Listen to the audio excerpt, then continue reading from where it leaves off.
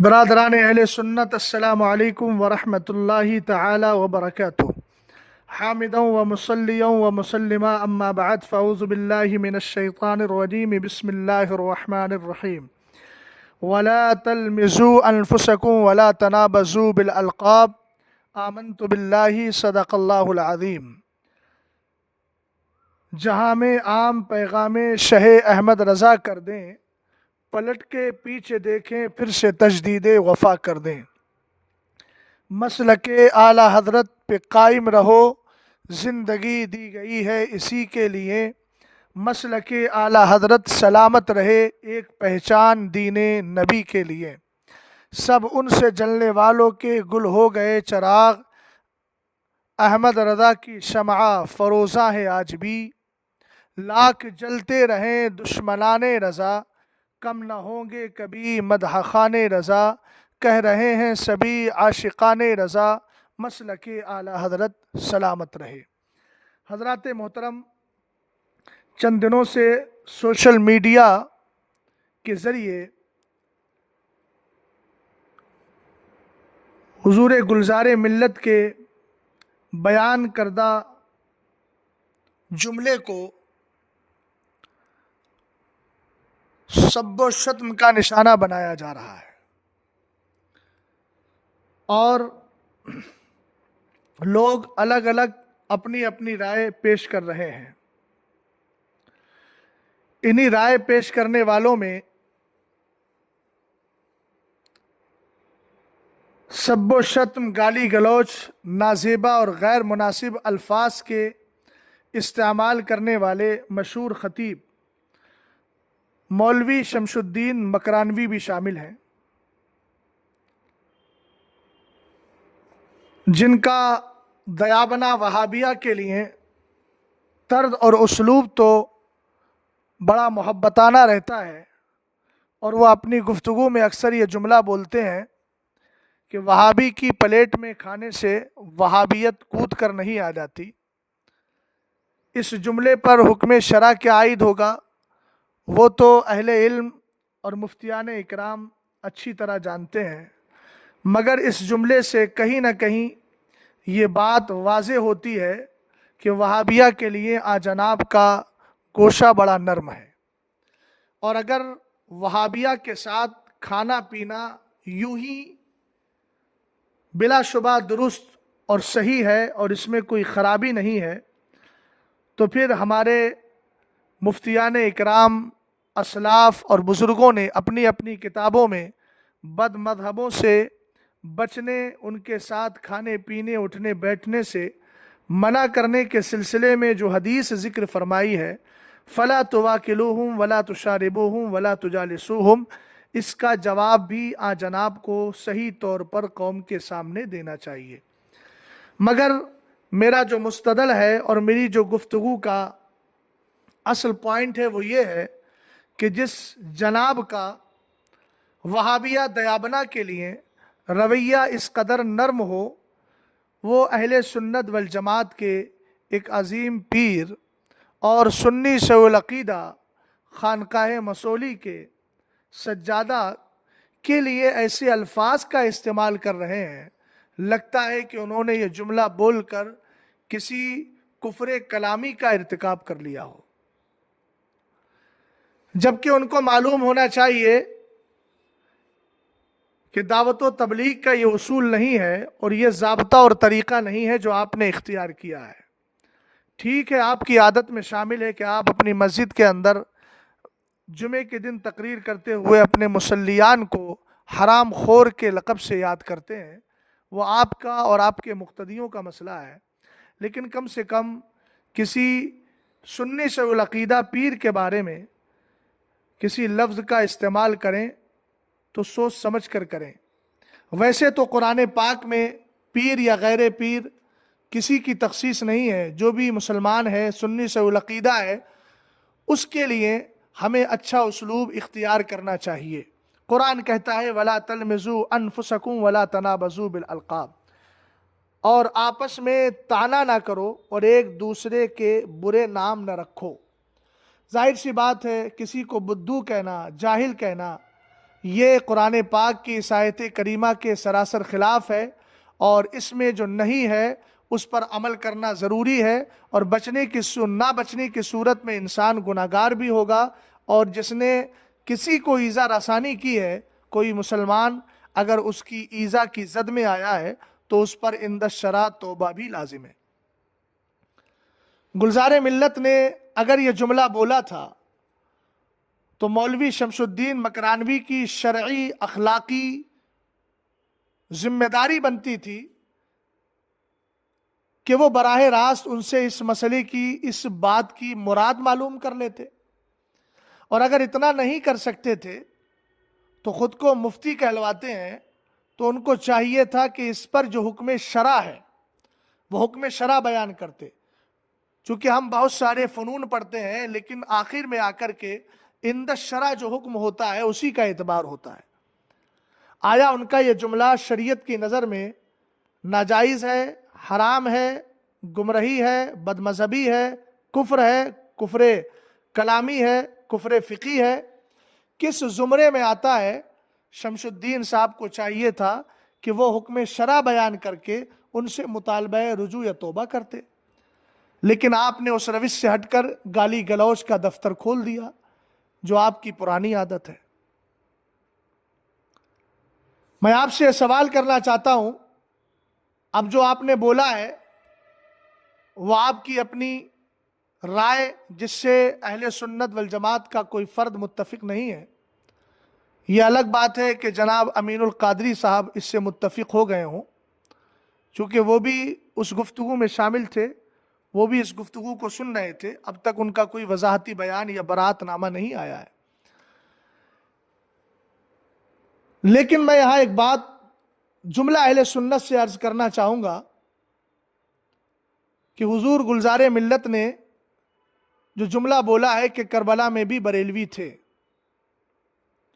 اس جملے پر اصطلاح کے اعتبار سے تو آپ اعتراض کر سکتے ہو کہ یہ اصطلاح بریلی کی اس وقت نہیں تھی، لیکن رہا عقائد کا معاملہ تو الحمدللہ رب العالمین، جو عقائد کربلا کے تھے وہ عقائد آج بھی اہل سنت والجماعت بریلویوں کے ہیں۔ عقائد کے اعتبار سے الحمدللہ رب العالمین ہمارا سلسلہ وہاں سے جڑا ہوا ہے۔ محض اعتراض اصطلاح پر ہے کہ آپ نے ایسا لفظ استعمال کیا جو اصطلاح بات کی تھی، اور آپ نے اس اصطلاح کو ما سبق میں کیسے جڑ دیا۔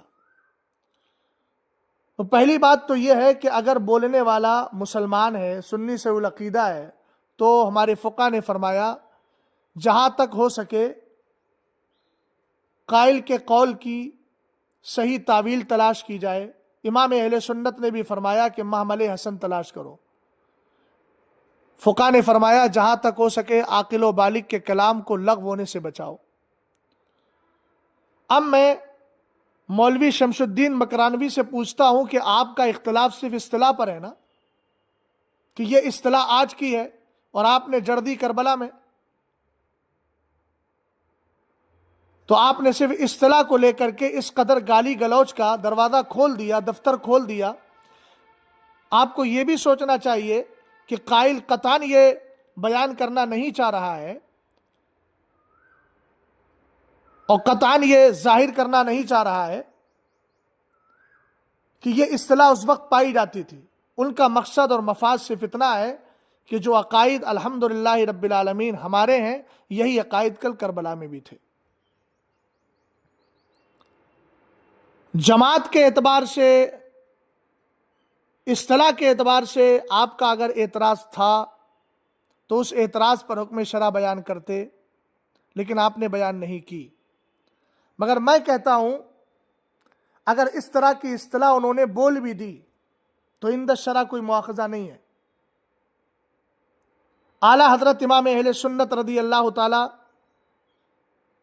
عنہ سے ایک سوال کیا گیا ہے ملفوظ شریف میں۔ یہ ملفوظ شریف اول ہے جو امام احمد رضا اکیڈمی سے شائع کی گئی ہے، اور اس کا صفحہ نمبر 147 ہے۔ اس حوالے کو سننے سے پہلے تمہیدی گفتگو سماعت کر لیجیے۔ جس طرح جماعت بریلوی اہل سنت والجماعت کی ایک نشانی ہے، ایک پہچان ہے، اور جس کے عقائد و نظریات حضور علیہ الصلاۃ والسلام کے دور سے لے کر اب تک چلے آ رہے ہیں۔ اگرچہ یہ اصطلاح بریلوی بعد کی اصطلاح ہے، امام اہل سنت فاضل بریلوی رضی اللہ تعالیٰ عنہ کے دینی خدمات انجام دینے کے بعد جب فرقہ باطلہ نے جنم لیا تو یہ اصطلاح معرض وجود میں آئی، اور ہمارے بزرگوں نے پھر اس کو اہل سنت والجماعت کی پہچان اور علامت قرار دیا۔ تعرف الاشیاء بازدادها کے قبیل سے یہ استدلال ہے میرا کہ اعلیٰ حضرت امام اہل سنت رضی اللہ تعالیٰ عنہ سے عرض کیا گیا، صفحہ نمبر 147 ملفوظ شریف اول، امام احمد رضا اکیڈمی، حضور خلفائے راشدین کے زمانے میں بھی فرقہ وہابیہ تھا۔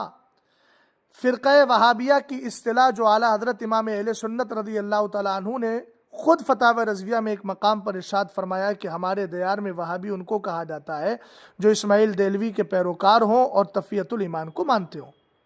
تو اس سے ثابت ہو گیا کہ یہ اصطلاح بھی بعد کی ہے، اور سائل جو سوال کر رہا ہے وہ یہ کہہ رہا ہے کہ حضور خلفائے راشدین کے زمانے میں بھی فرقہ وہابیہ تھا۔ اب اس نے یہ اصطلاح استعمال کی ہے فرقہ وہابیہ کی، جو اسماعیل دہلوی کے پیروکار کو بولا جاتا ہے۔ یہ نہیں تھا کربلا کے وقت میں بھی، یہ نہیں تھا دور مولا کائنات میں، یہ نہیں تھا دور عثمان غنی میں، نہیں تھا یہ دور عمر فاروق اعظم میں، یہ نہیں تھا حضرت ابوبکر صدیق اکبر کے دور میں۔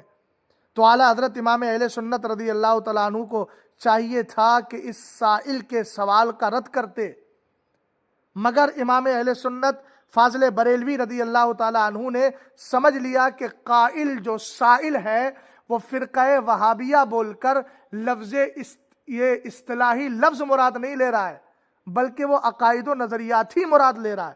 تو امام اہل سنت رضی اللہ تعالیٰ عنہ نے فرمایا ارشاد میں، ہاں یہی وہ فرقہ ہے جسے عبداللہ ابن عباس رضی اللہ تعالی عنہما نے امیر المومنین حضرت علی کرم اللہ وجہہ الکریم سے فہمائش کی اجازت چاہی تھی، اور بحکم امیر المومنین تشریف لے گئے اور ان سے پوچھا کیا بات امیر المومنین کی تم کو ناپسند آئی۔ پورا واقعہ جنگ صفین کا پوری تفصیل امام اہل سنت رضی اللہ تعالی عنہ نے ذکر فرمائی ہے۔ اب میں یہاں واویلا کرنے والوں سے اتنا ہی پوچھنا چاہتا ہوں کہ امام اہل سنت رضی اللہ تعالی عنہ جیسا دقاق اور امام اہل سنت رضی اللہ تعالی عنہ جیسا اصطلاحات کا علم رکھنے والا آج کے دور میں کوئی ہو تو بتائیں۔ امام اہل سنت رضی اللہ تعالی عنہ نے سائل کے فرقہ وہابیہ تھا کس کے دور میں؟ خلفائے راشدین کے دور میں۔ تب اعلیٰ حضرت امام اہل سنت فاضل بریلوی رضی اللہ تعالی عنہ نے کیا ارشاد فرمایا؟ ہاں یہی وہ فرقہ ہے۔ ہاں جو بتا رہا ہے وہ اس بات کو بتا رہا ہے کہ امام اہل سنت نے لفظ اصطلاحی لفظ پر توجہ نہیں فرمائی، بلکہ امام اہل سنت نے سمجھ لیا کہ قائل کی مراد کیا ہے۔ تو اسی طریقے سے حضور گلزار ملت کا یہ جملہ ہے نا، عاقل و بالغ کے کلام کو لغو ہونے سے بچایا جائے۔ اور سنیے مولوی صاحب، جو آپ کہہ رہے ہیں کہ بہت سے مولوی لگ جاتے ہیں، الحمدللہ رب العالمین ہم نے اصول اور عقائد پڑھے ہیں، آپ کی طرح مدرسوں میں رہ کر وقت کی بربادی نہیں کی ہے۔ الحمدللہ رب العالمین ہم نے اصول پڑھے ہیں، ہم نے اعلیٰ حضرت امام اہل سنت کی الکوکبۃ الشہابیہ پڑھی ہے۔ جہاں پر محمل حسن تلاش کرنے کی بات ہے وہاں محمل حسن تلاش کریں گے۔ تمہاری ان بیجا گفتگو اور ان بیجا جملوں کی بنیاد پر ہم اپنی ذمہ داری سے سبکدوش ہو جائیں، اپنی ذمہ داری سے الگ ہو جائیں اور ذمہ داری سے سبکدوش نہ ہو، ایسا الحمدللہ ہم ہرگز نہیں کر سکتے۔ بفضلہ تعالی قرآن و حدیث امام اہل سنت رضی اللہ تعالیٰ عنہ کا جو مسلک ہے وہ ہمیں جو بتا رہا ہے وہ اسی پر الحمدللہ ہم عمل کریں گے اور اسی کے مطابق فیصلہ کریں گے۔ اور زبان کو لگام دیجئے ہمارے مشائخ کے خلاف، ہمارے بزرگوں کے خلاف، جو کبھی جماعت رضائے مصطفیٰ کے خلاف زبان درازی کرتے ہو، کبھی اور کسی بزرگ کے خلاف کرتے ہو، اگر زبان کو آپ نے لگام نہیں دیا تو یاد رکھیے گا الحمدللہ رب العالمین تمہاری تقریروں کو سامنے رکھ کر دلائل کی روشنی میں تمہاری زبان کو بند کرنا بھی ہمیں آتا ہے۔ جو اصول ہے تقریر کا، دعوت و تبلیغ کا، اسی پر رہیے۔ گالی گلوچ مت کیجیے. اگر آپ زبان رکھتے ہیں تو اللہ تعالیٰ نے اوروں کو بھی زبان عطا فرمائی ہے.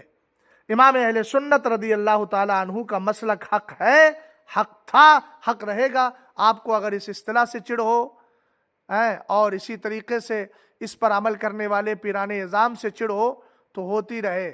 اس سے الحمدللہ ہم اہل سنت والجماعت مسلک اعلیٰ حضرت کے ماننے والوں پر کوئی فرق نہیں پڑتا. اور